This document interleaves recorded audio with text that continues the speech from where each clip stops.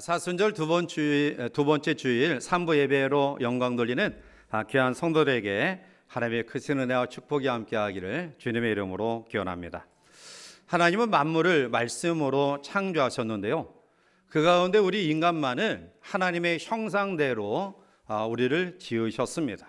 그러므로 인간은 모든 피조물 가운데 뛰어난 하나님의 존귀한 존재입니다. 그럼에도 불구하고 우리는 피조물로서 유한된 이 세상을 살아가고 있다는 것입니다. 옛 성현들은 인생을 정의하기를 아침에 잠깐 있다 없어지는 이슬과 같다, 또 안개와 같다, 또 들의 꽃과 같다, 여러 가지로 표현하는데요, 이 표현의 공통점은 인간은 유한하다라는 것입니다. 제한된 삶을 살아가고 있다는 것입니다. 자, 따라서 제한된 유한한 삶을 살아가는 우리 모두가 창조주 전능하신 하나님을 판단하고 또 하나님의 생각을 헤아리면서 우리가 이러쿵 저러쿵 하는 것은 피조물된 우리의 본연의 태도는 아닙니다. 전도서 5장 2절에 너는 하나님 앞에서 함부로 입을 열지 말며 급한 마음으로 말을 내지 말라. 하나님은 하늘에 계시고 너는 땅에 있음이니라. 그런즉 마땅히 말을 적게 할 것이라 라고 말합니다. 피조물된 우리가 우리의 욕심과 탐욕을 가지고 제한된 환경 속에서 경험하는 짧은 소견을 가지고 하나님을 판단한다는 것은 있을 수 없는 일입니다. 왜냐하면 하나님의 생각은 우리의 생각보다 깊고 넓기 때문입니다. 이사야 55장 8절과 9절에 이는 내 생각이 너의 생각과 다르며 내 길은 너의 길과 다름이니라. 여호와의 말씀이니라. 이는 하늘이 땅보다 높음 같이 내 길은 너의 길보다 높으며 내 생각은 너의 생각보다 높음이라 라고 말씀합니다. 그런데 우리는 함부로 하나님의 생각을 판단하려고 합니다. 하나님이 우리를 판단하셔야 되는데, 그런데 우리가 하나님을 판단하려는 오류를 범하고 있다는 것입니다. 사실 우리의 생각과 예수님의 생각은 다른 점이 너무나 많아요. 특별히 우리의 생각에 일하는 방법이나 보상하는 원칙은 일한 만큼 주는 것이 우리의 일반적인 생각과 판단이죠. 그러나 예수님은 일한 것보다 더 주시는 원칙을 세우셨습니다. 이것이 천국의 원칙이고 이것이 은혜의 원칙입니다. 일한 것보다 더 주시되 누구에게나 동일하게 은혜를 베푸십니다. 오늘 우리는 내가 일한 것보다 사실 더 많이 하나님께로부터 받았습니다. 내가 조금 부족하지만 그럼에도 불구하고 하나님은 내가 행한 것보다 넘치도록 우리에게 베풀어 주셨습니다. 내가 한 것보다 하나님의 은혜가 크다라는 것입니다.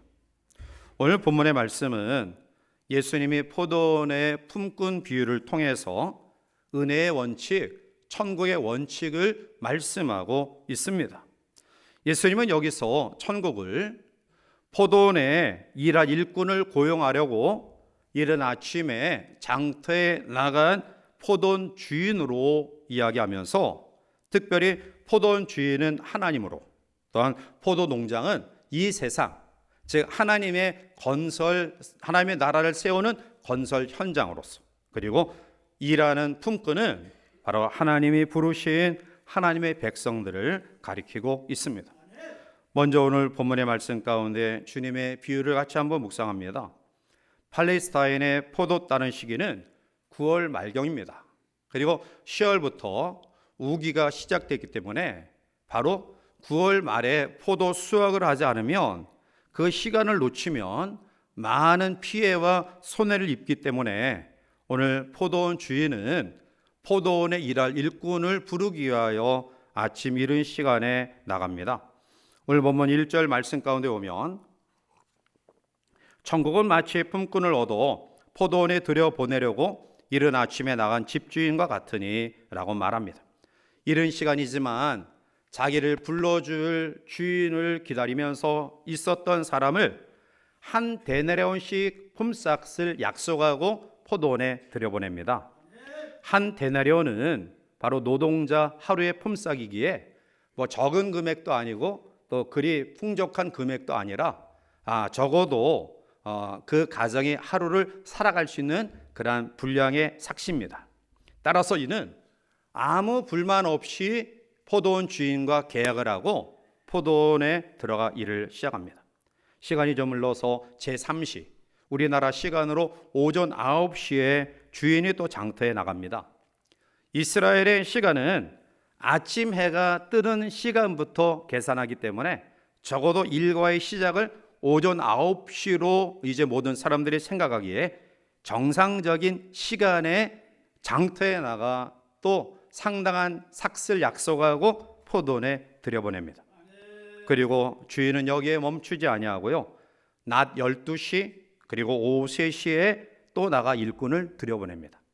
먼저 온 일꾼들은 생각합니다. 참 이상하다. 왜 이 늦은 시간에 주인이 또 일꾼을 들여보낼까? 이러한 이상한 마음은 가졌지만 뭐 자기 할 바 아니니까 또 자기 일 열심히 합니다. 자, 그런데 오후 5시에 또 주인이 나가 또 일꾼을 들여보내요. 먼저 일꾼들은 생각해도 이해할 수 없어요. 왜냐하면 오후 6시면 하루 일과가 끝나기 때문에 1시간밖에 남지 않았는데 주인이 왜 일꾼을 들여보낼까? 이런 마음을 가졌지만 그러는 것은 주인 마음이니까 또 자기들 일들을 감당하죠. 이제 해가 기울어 오후 6시, 이제 품삯을 지불할 시간이 왔습니다.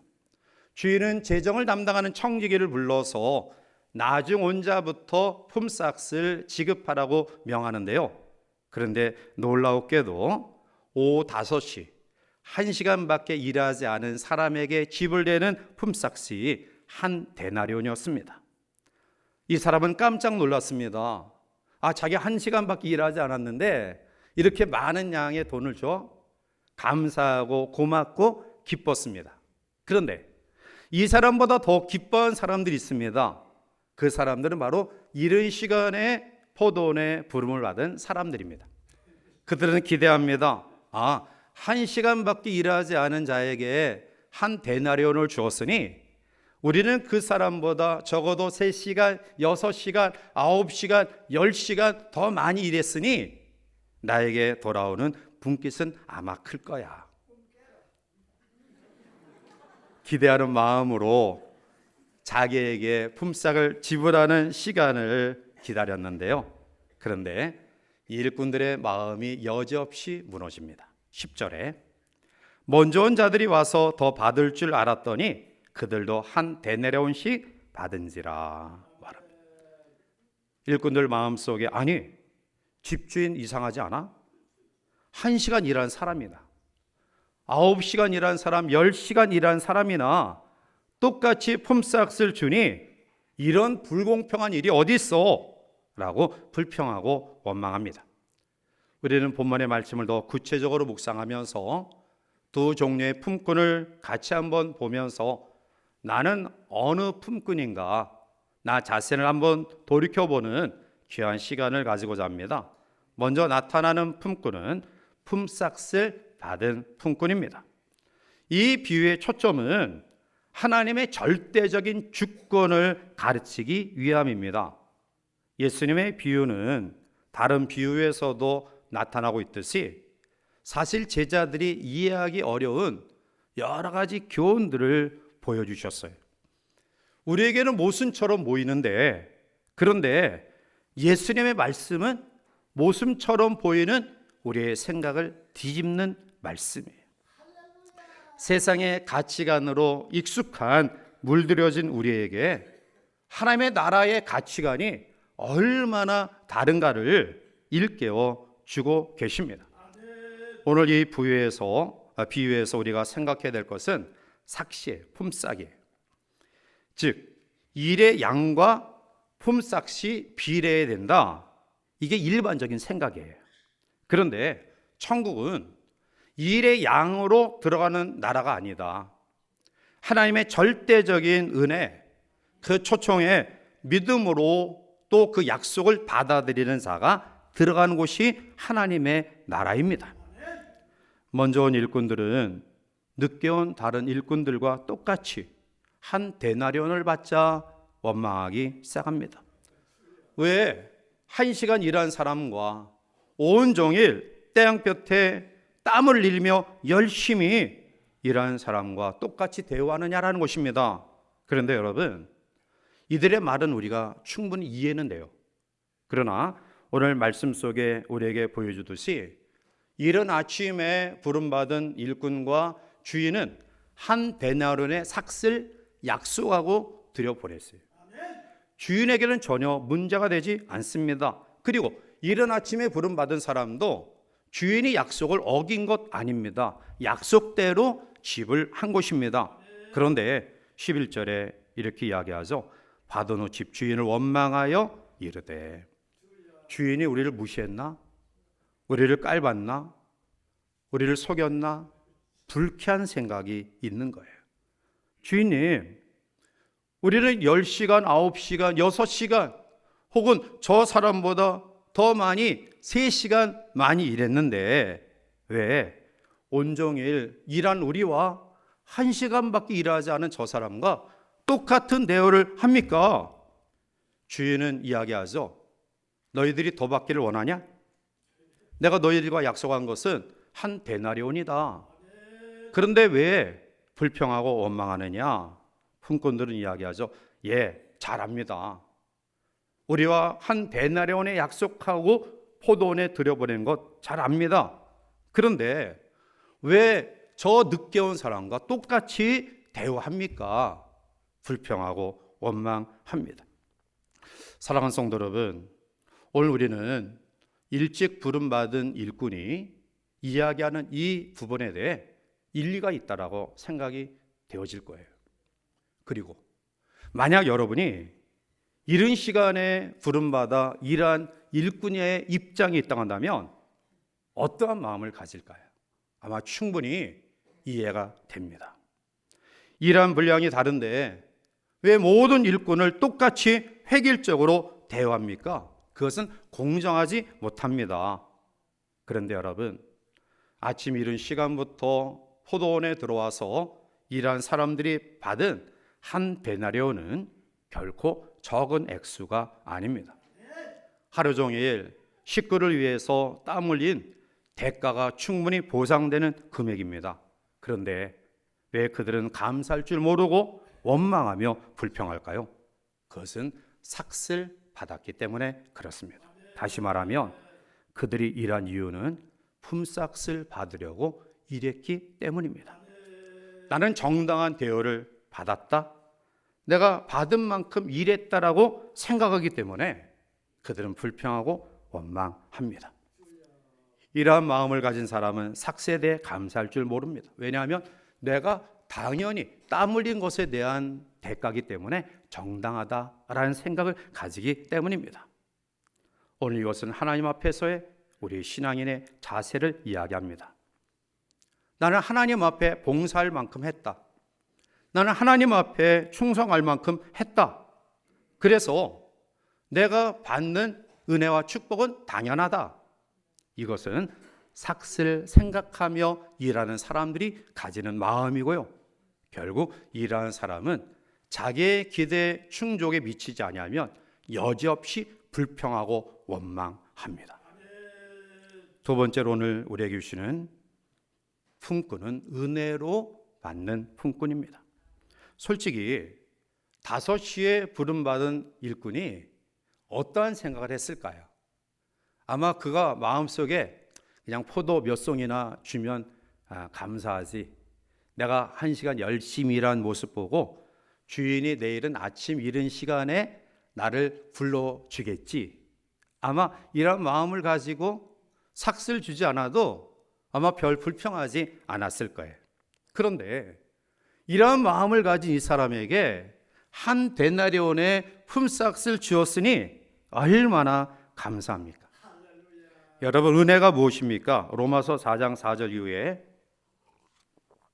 일하는 자에게는 그 삭시 은혜로 여겨지지 아니하고 보수로 여겨지거니와 이를 아니할지라도 경건하지 아니한 자를 의롭다 하신 이를 믿는 자에게는 그의 믿음을 의로 여기시나니 이러한 것이 없이 하나님께 의로 여기심을 받은 사람의 복에 대하여 다윗이 말한 바라고 말합니다. 이러한 것이 없는데 받는 것이 은혜고 그게 복입니다. 5시에 들어온 사람은 삭슬 받은 것이 아니라 은혜를 받은 것이며 복을 받은 것입니다. 그래서 그저 감사할 수밖에 없는 것입니다. 예수님의 이 비유에서 주시는 교훈은 그 당시 기득권 층에 있는 사람들에 대한 책망과 소외되고 그리고 모든 사람들에게 외면당하는 비천한 처지에 있는 사람들을 염두에 두고 하신 말씀입니다. 마태복음 19장에 보면 한 부자 청년이 예수님을 찾아옵니다. 그는 당당하게 예수님 앞에 자신만만하게 찾아옵니다. 그리고 예수님이 이러한 계명들을 지켜라 라고 했을 때 저 그러한 계명 다 지켰습니다. 어려서부터 내가 그 계명을 지켜왔습니다. 오늘 이 청년의 마음은 그 당시 일반적으로 유대인들이 가졌던 생각, 즉 계명대로 살아감으로 하나님이 부를 주셨다. 계명대로 살아감으로 하나님이 권세와 명예를 주셨다. 이러한 생각으로 가득 차 있는 청년이에요. 그래서 자기가 부유한 가운데 있는 이 삶은 우연이 아니다. 내가 어려서부터 정말 계명을 지키려고 노력했고 그 결과 이러한 은혜와 축복을 누리고 있다. 그때 예수님은 그에게 이야기합니다. 마태복음 19장 20절에 청년이 이르되 이 모든 것을 내가 지켜 싸우는데 아직도 무엇이 부족하니까 당당하게 주님의 말씀에 대하여 토를 달죠. 주님은 마태복음 19장 21절에 한 가지 아직 부족한 것이 있다고 이야기하죠. 예수께서 이르시되 내가 온전하고자 할진대 가서 내 소유를 팔아 가난한 자들에게 주라. 그리하면 하늘에서 보화가 내게 있으리라. 그리고 와서 나를 따르라 하시니 라고 말해요. 이 청년은 재물이 많았기 때문에 이 주님의 말씀에 거부 반응을 일으키며 예수님을 떠나갑니다. 그리고 예수님은 떠나간 그 부자를 바라보면서 제자들에게 말하죠. 낙타가 바늘기로 들어가는 것이 부자가 하나님 나라에 들어가는 것보다 쉽다. 오해하지 마십시오. 부자가 천국에 들어가지 못한다는 말이 아니라 이 말씀 속에 주시는 교훈은 아무리 세상에 부유함과 권세와 명예를 가졌다 할지라도 그 힘으로, 즉 물질의 힘으로, 권세의 힘으로, 세상의 지식과 학문의 힘으로 절대로 천국에 들어갈 수 없다라는 말씀입니다. 부와 특권을 누리는 사람들은 자신들의 행동이 의로워서 하나님이 이렇게 축복하셨다라는 생각을 일반적으로 가지고 있는 거예요. 그래서 부유한 사람들, 권세 있는 사람들, 명예를 가진 사람들은 하층 계층의 사람들을 비난하고 심지어는 정죄까지 했던 것입니다. 이 이야기를 들은 제자들이 깜짝 놀라요. 이해하기 어려워요. 그래서 용감하게 베드로가 이야기합니다. 마태복음 19장 27절에 보면 이에 베드로가 대답해 이르되 보소서 우리가 모든 것을 버리고 주를 따라 싸우는데 그런즉 우리가 무엇을 얻으리까? 이란 말이에요. 배와 그물을 그리고 나의 상업을 버리고 주님 따르지 않았습니까? 그런데 우리에게 얻은 것이 무엇입니까? 라는 이야기예요. 오늘 포도원의 일꾼들의 이른 아침부터 일한 사람들의 불만이 이거예요. 우리는 주인을 위해서 포도원을 위해서 열심히 일했는데 결국은 뭐냐? 불공평하다. 내가 얻은 것이 무엇이냐? 오늘 여러분들은 이야기를 들으면서 똑같은 생각을 하고 계시지 않습니까? 그런데 우리는 다른 사람을 비교할 때 자신보다 더 많은 일을 한 사람과 비교하지 않아요. 항상 비교하는 것을 보면 자기보다 덜한 사람과 비교하면서 내가 적게 받았다. 그럴 수 있느냐라는 불평을 해요. 어릴 때부터 교회에 나와서 평생 교회에 충성했고 나의 젊음과 나의 시간을 바쳤고 그리고 하나님 앞에 또 믿음으로 살려고 했는데 도대체 내가 얻은 것이 무엇이냐라는 거예요. 마지막 허랑방탕한 삶을 살다가 죽기 직전에 회개하여 하나님 나라에 들어간 사람과 나와 비교하면 불공평하다라는 거예요. 그런데 여러분, 일찍이 예수 믿은 것이 그래서 하나님 은혜 가운데 살아온 것이 억울합니까? 저는 모태신앙으로 태어나서 어려서부터 한 번도 일탈하지 아니하고 지금까지 살아왔어요. 중고등학교 다닐 때에도 담배 한 번 호기심으로 피고 싶다 하지 않았고요. 또 술 한 모금 먹고 싶다 그런 생각도 하지 못했어요. 또 졸업 이후에 그 당시에 그 흔한 미팅, 소개팅 한 번도 못했어요. 왜냐하면 그 당시에 제 마음속에는 연애하면 연애하는 사람과 결혼해야 되는 줄 알았어요. 그래서 물론 첫사랑과 결혼했지만 하여튼 그런 마음을 가졌어요.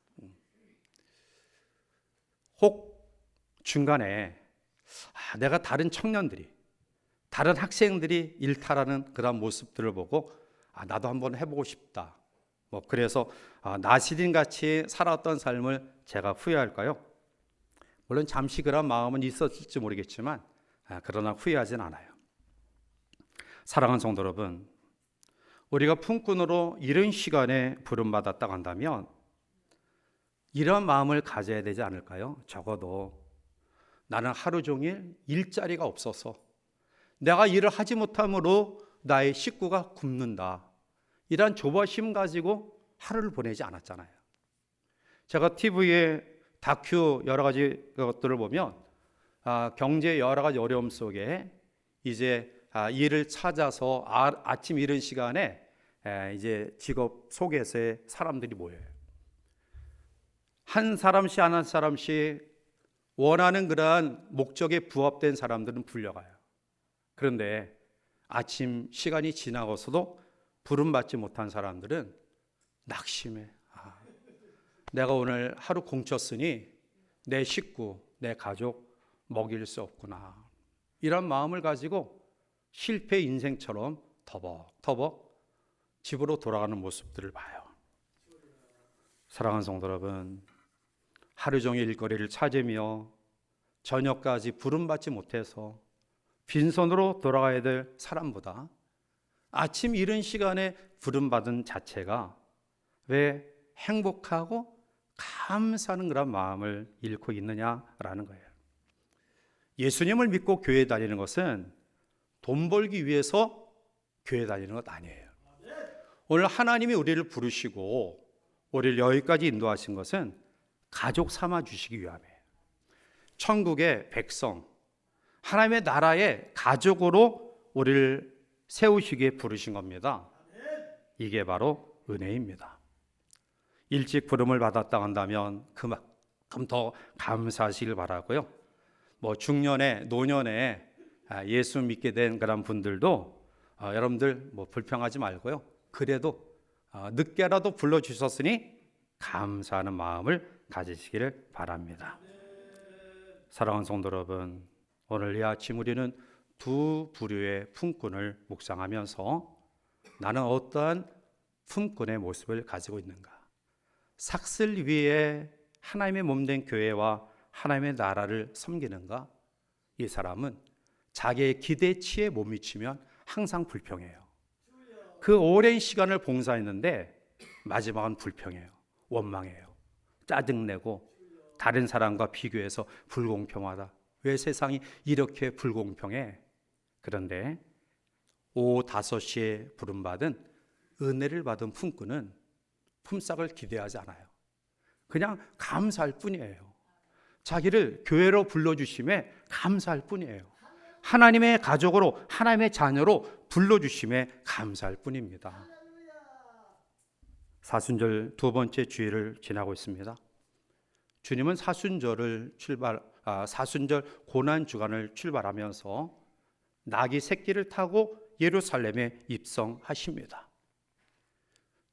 군왕들이 타는 군마, 백마, 화려한 치장을 한 그러한 말이 아니라 아무도 보지 아니하는 초라한 나귀 새끼를 타고 예루살렘에 입성하십니다.